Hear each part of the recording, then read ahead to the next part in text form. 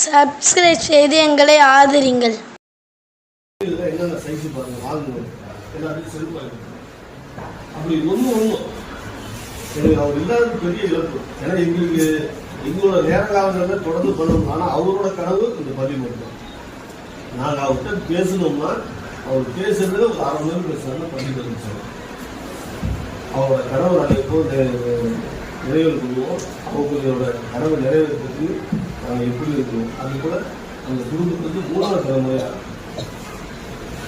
முதல் தலைமுறை அவங்க அந்த குடும்பத்தில் அவங்க சின்ன ராஜ்யர் அவங்க நம்ம அவங்க அதிகமாக அந்த குடும்பங்கள் வர்றது பெரிய விஷயம். ஒரு குடும்பத்தில் எல்லாரும் வர்றது பெரிய விஷயம்.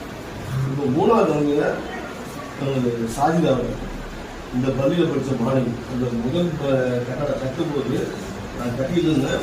அப்போ ஸ்கூலுக்கு முதல் பிள்ளையாக கல்வி உருவாக்க அந்த கட்டடத்தை கட்டி இருந்து இன்விடேஷன் மாணவர்கள் அதுக்கு போகும்.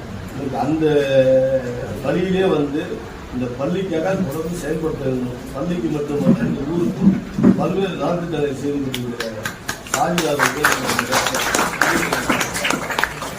தானா முன்வந்து, அதாவது போய் செல்வந்தர்கிட்ட போய் நம்ம கேட்க வேண்டியதாக இதை செஞ்சு கொடுங்க செஞ்சு கொடுங்க.